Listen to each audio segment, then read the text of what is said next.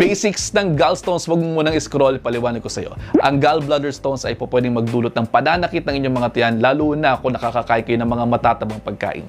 Prone ang pagkakaroon nito ang mga taong 40 years old pataas, mga babae, medyo on the heavy side at mahilig sa mga matatabang pagkain. Nangyayari ito kapag hindi na kinakayang i-handle ng ating katawan ang sobrang makokolesterol ng mga pagkain. Kung wala namang sintomas, pain control lamang ginagawa dito. Pero kung sobra ng pananakit, mainam na tanggalin ang gallbladder kasama ang stones. Huwag naman mag-alala, ang gallbladder ay pouch lamang ng panunaw ng taba.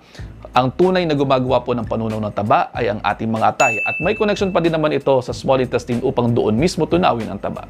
O paano? Almost 1 minute na to?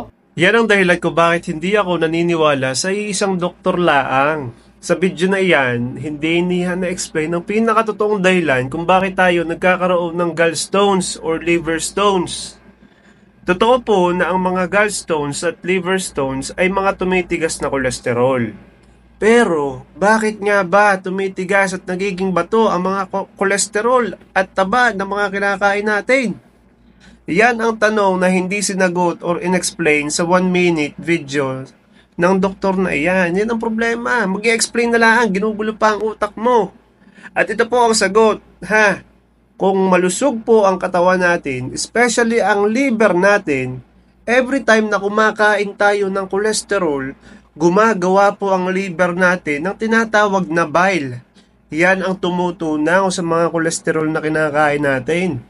Kapag sapat ang paggawa ng bile, walang magiging bato sa liver at gallbladder natin.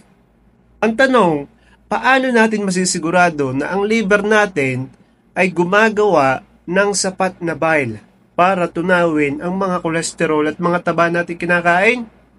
Bawasan po natin ang sobrang pagkain ng mga carbohydrates, sugar, starch, processed foods, seed oils at alak.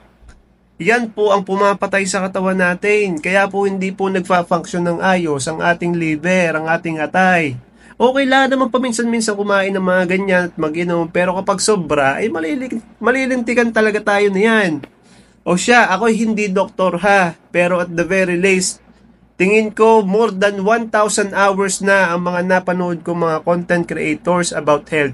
But I'm still not an expert, so consult your doctors.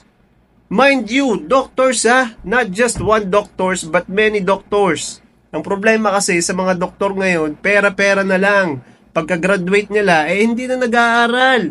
At hindi na rin nakikinig sa mga bagong studies at mga researches na mga bagong lumabas. Anyway, stay happy and healthy. Yun ang pinakamahalaga ha.